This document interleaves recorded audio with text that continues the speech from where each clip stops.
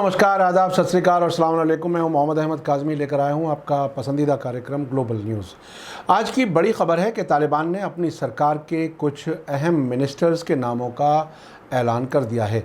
तालिबान ने अपनी सरकार बनाने के लिए एक कदम आगे बढ़ाते हुए फॉरेन मिनिस्टर, डिफेंस मिनिस्टर और होम मिनिस्टर के नामों का ऐलान किया है।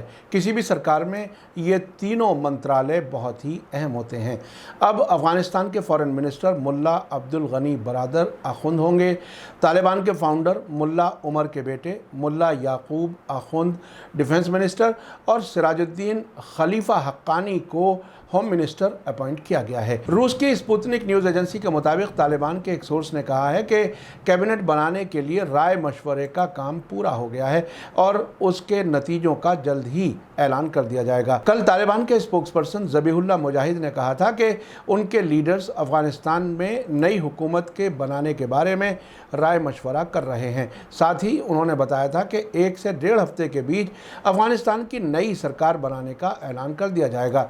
उन्होंने अफ़गान अवाम को खुशखबरी देते हुए कहा था कि जल्द ही अफ़गानिस्तान में सरकार बनाने का ऐलान कर दिया जाएगा।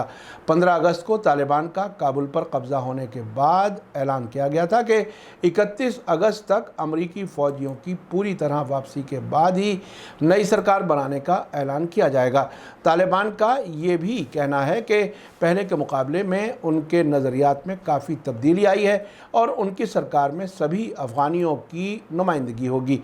इसी बीच आज तोलो न्यूज़ ने खबर दी है कि तालिबान ने दुनिया के मुल्कों, ख़ासतौर से अमेरिका को अफ़गानिस्तान के साथ डिप्लोमेटिक ताल्लुकात बहाल करने की अपील की है।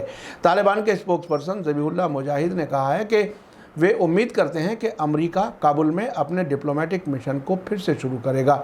उन्होंने आगे कहा कि अमेरिकी डिप्लोमेट्स की मौजूदगी सिर्फ काबुल में ही होनी चाहिए। हमारे पास उनके साथ कम्युनिकेशन चैनल हैं और हम उनसे उम्मीद करते हैं कि वे काबुल में अपनी एम्बेसी खोलेंगे और हम उनके साथ तिजारती ताल्लुकात भी चाहते हैं। आपको बता दूं कि अमेरिका ने इससे पहले अफ़गानिस्तान में अपनी एम्बेसी को कतर की राजधानी दोहा में शिफ्ट करने का ऐलान किया था। आपको याद दिला दूं कि 1996 में बनी तालिबान की हुकूमत को पाकिस्तान, यूनाइटेड अरब एमिरेट्स और सऊदी अरब के अलावा किसी भी मुल्क ने मान्यता नहीं दी थी, यानी रिकॉग्नाइज नहीं किया था।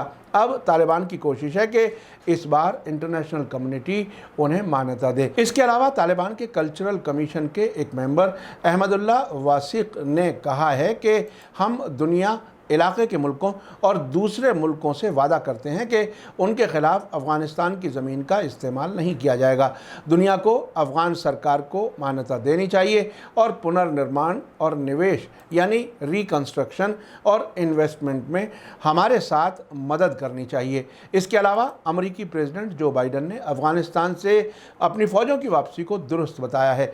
भारत के साथ भी तालिबान ने दोहा में बाकायदा मुलाकात की है। कतर में तालिबान पॉलिटिकल ऑफिस के सरबराह मोहम्मद अब्बास इस्तानिकज़ई ने दोहा में भारत के एम्बेसडर दीपक मित्तल से मुलाकात की है।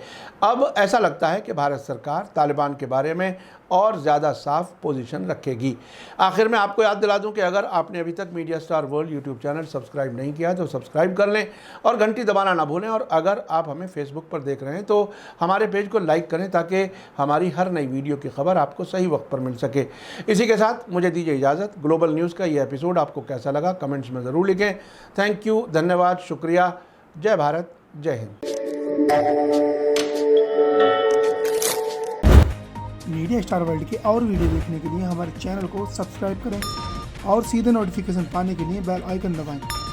और अगर हमारी खबर सच्ची और अच्छी लगे तो अपने व्हाट्सएप, इंस्टाग्राम, फेसबुक और ट्विटर अकाउंट पर ज़रूर शेयर करें।